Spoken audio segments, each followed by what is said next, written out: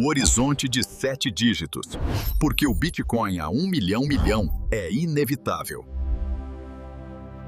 Olá e bem-vindos! Olha, hoje a gente tem em mãos um material que é, no mínimo, provocador. Com certeza. É um documento de 2026, com uma perspectiva bem institucional, que faz uma afirmação, assim, super audaciosa. É ousada, né? Muito.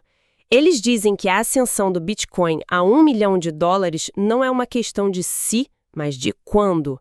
E mais, que isso é uma inevitabilidade matemática. Exato. A tese é forte. Então, a nossa missão aqui é mergulhar fundo nisso e entender qual é a lógica por trás. Ok, vamos lá. Como que um ativo digital, super conhecido pela volatilidade, pode ser tratado como uma certeza matemática no mundo tão imprevisível? Então, essa é a pergunta central, né? E a base do argumento deles é, na verdade, bem simples e talvez até contraintuitiva. Como assim? Eles não começam falando sobre o Bitcoin. Eles começam falando sobre o dinheiro que a gente usa todo dia. A tese não se baseia em euforia de mercado, especulação, nada disso. Se baseia em quê, então? Se baseia num diagnóstico que eles consideram fatal para o sistema monetário atual, o que a gente chama de sistema fiduciário. Certo. Para a gente conseguir destrinchar essa lógica, vamos seguir a estrutura do próprio documento. Primeiro, eles analisam o problema do nosso dinheiro. O diagnóstico. Isso. Depois apresentam o Bitcoin como uma solução tecnológica. Em seguida, explicam por que a adoção em massa se tornaria inevitável usando a teoria dos jogos. E, por fim, propõem uma estratégia para navegar nesse cenário todo. Entendi. Então a tese não é sobre o Bitcoin ficar mais valioso, mas sim sobre o nosso dinheiro valer cada vez menos. Faz sentido. Exatamente essa é a inversão de perspectiva. Vamos mergulhar nesse primeiro ponto, então, o diagnóstico do sistema. O documento aponta para um momento-chave, lá em 1971. O fim do padrão ouro para o dólar. Exato. Quando o dólar perdeu o último vínculo com o ouro. Eles chamam o que veio depois de um experimento monetário global. A analogia que eles usam é forte, né? Dizem que o nosso dinheiro virou tipo dinheiro de banco imobiliário. É uma boa analogia, sustentado só por promessas e confiança em governos. Pois é. E o problema central desse experimento, segundo eles, é que ele deu aos bancos centrais um poder quase divino, sabe? O de criar dinheiro do nada. Exatamente, sem limites. Eles chamam isso de a matemática da diluição. E a ideia é simples. Quanto mais dinheiro é impresso, a riqueza do país não aumenta, só se dilui. Isso. O que acontece é que cada real, cada dólar que já existe, passa a valer um pouquinho menos. É como você falou, é como adicionar água no leite. O volume aumenta, mas a qualidade... A qualidade cai. E para não ficar só na teoria, eles trazem um dado bem concreto sobre o Brasil. Sim, um dado bem impactante. A análise mostra que a base monetária brasileira, ela saltou de uns 3 trilhões de reais em janeiro de 2020 para 7 trilhões em outubro de 2025. É um aumento de 136% em menos de 6 anos. Cara, isso parece francamente insustentável. O que isso significa na prática, sabe, para o dinheiro que está no nosso bolso? Na nossa conta. É aí que eles conectam com um conceito econômico que é crucial, mas que pouca gente discute. O efeito Cantillon. Efeito Cantillon? O que é isso? A ideia é que esse dinheiro novo, ele não chega para todo mundo ao mesmo tempo, nem da mesma forma. Ele entra na economia por cima. Beneficiando quem está perto da impressora de dinheiro. Perfeito. Governos, grandes instituições financeiras, eles pegam esse dinheiro novo e podem usar para comprar ativos, bens, antes que a inflação seja sentida por todo mundo. Enquanto o cidadão comum, que recebe por último em salários, benefícios... já pega o dinheiro desvalorizado porque os preços na economia já subiram. É uma ideia poderosa, né? Porque traduz aquela sensação que todo mundo tem de que o custo de vida sobe, mas meu salário não acompanha. Exato. O documento basicamente diz que isso não é uma sensação, é uma característica programada no sistema. Uma transferência silenciosa de poder de compra. Impressionante. E é nesse ponto que o Bitcoin é apresentado como um contraponto. O documento usa uma frase que, para mim, resume tudo. Qual? Enquanto o dinheiro fiduciário é infinito por decreto burocrático, o Bitcoin é finito por código matemático. Forte. Não importa o que aconteça, a crise, quem esteja no poder, O código do Bitcoin garante, só vão existir 21 milhões de unidades, ponto final. E essa certeza matemática é que leva à conclusão deles. Isso, a de que o preço de $1 milhão não seria uma alta do Bitcoin. Seria o reflexo da queda inevitável das moedas fiduciárias, que estariam só caminhando para o seu valor intrínseco. Que, segundo eles, a zero. Zero. Certo. Então, o argumento é que o Bitcoin é uma tecnologia superior para a reserva de valor. Mas uma tecnologia, por melhor que seja, precisa ser adotada. Exato. Como eles imaginam que essa transição de trilhões de dólares aconteceria na prática? É aí que a discussão fica fascinante, porque eles saem da tecnologia e entram na Psicologia humana. teoria dos jogos, isso mesmo. Mas antes da teoria dos jogos, eles estabelecem o porquê de o capital migrar. Eles usam uma metáfora visual muito, muito forte. O Bitcoin como um buraco negro financeiro. Gostei dessa. A ideia é que a força gravitacional dele, a escassez absoluta, está lentamente sugando a liquidez de outros ativos, imóveis, ações e principalmente o ouro. E por que isso aconteceria? Porque, segundo eles, o mercado estaria começando a precificar 3 propriedades tecnológicas que o Bitcoin tem e que nenhum outro ativo na história teve ao mesmo tempo. Ok, estou curiosa. E quais seriam essas 3 propriedades? Olha, a primeira é a imutabilidade. As regras do jogo, como o limite de 21 milhões, não podem ser alteradas por um governo, um comitê, ninguém. Ok, as regras são fixas. A segunda é a inconfiscabilidade. Se você guarda suas chaves privadas direitinho, ninguém pode tomar seu patrimônio sem a sua permissão. É soberania financeira. E a terceira? A terceira, e a mais importante, é a escassez digital absoluta.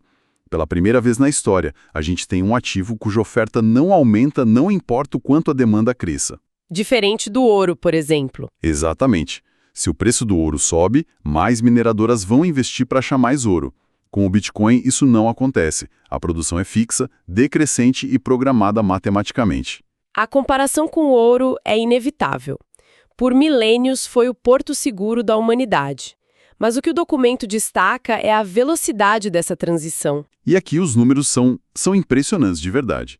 O ouro levou milênios para construir sua capitalização de mercado. Na época do documento, algo em torno de 27 trilhões de dólares. E o Bitcoin? O Bitcoin, partindo do zero, atingiu uma capitalização de 2 trilhões em apenas 17 anos. É uma velocidade absurda. E a projeção para um Bitcoin a $1 milhão o levaria a uma capitalização de uns 20 trilhões. Ou seja, na mesma ordem de grandeza do ouro. Mas uma dúvida.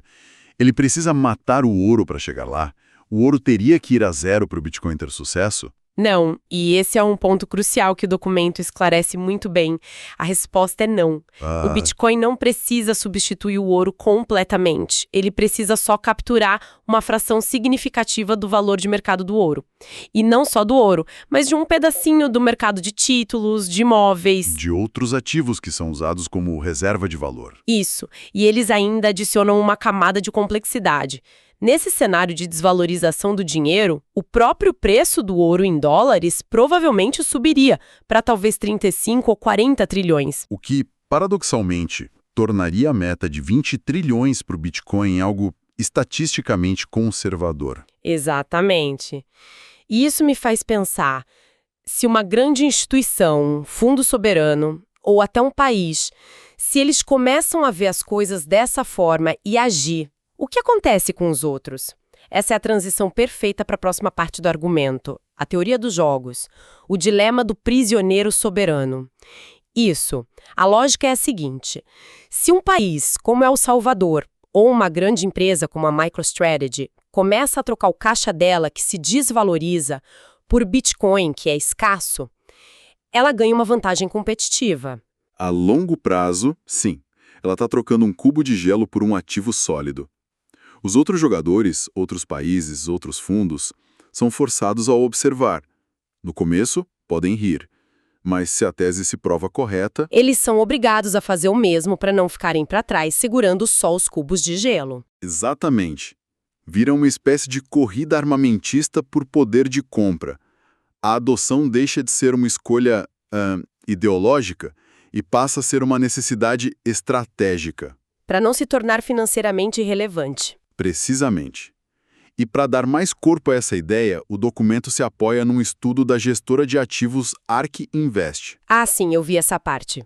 Eles criaram um mapa de penetração de mercado, né? Isso, projetando o preço do Bitcoin com base no valor que ele poderia capturar de diferentes setores da economia global até 2030. Ok, estou curiosa.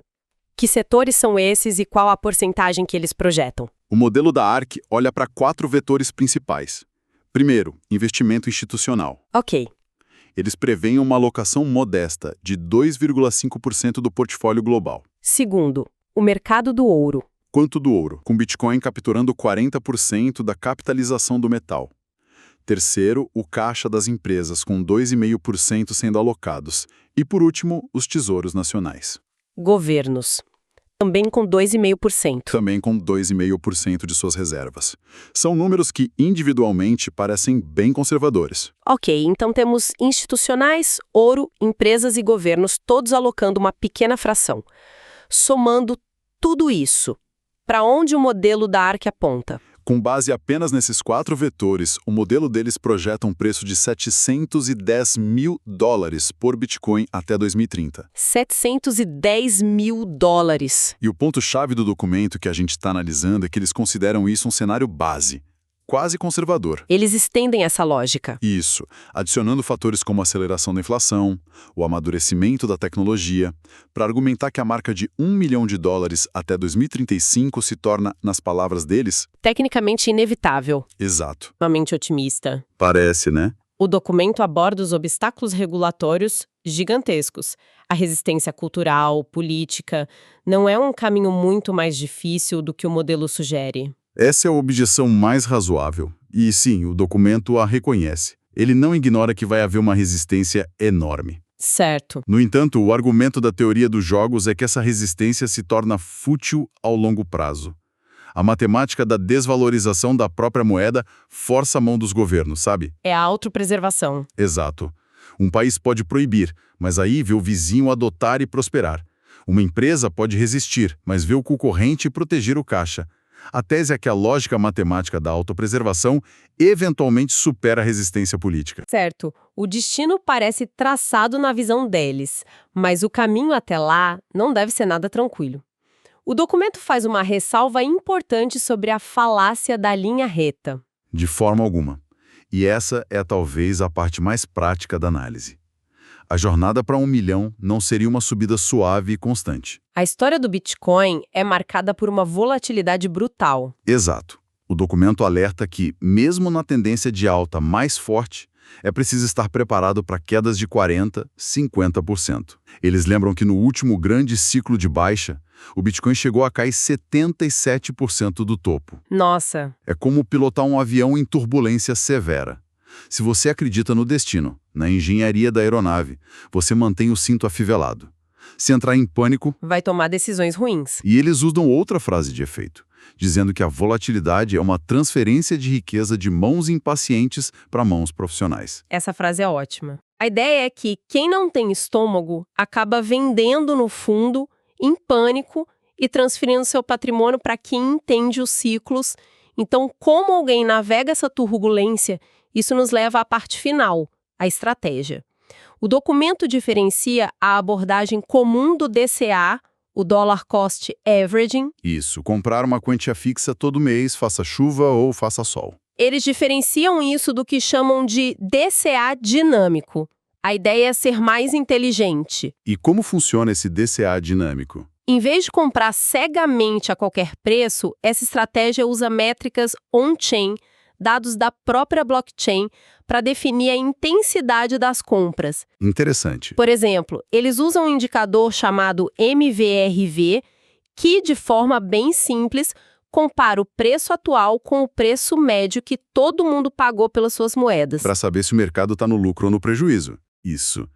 Quando esse indicador mostra que o ativo está objetivamente subvalorizado, nas zonas de acumulação, a estratégia diz para intensificar as compras. E o contrário também acontece, imagino, quando o mercado está superaquecido. Exatamente.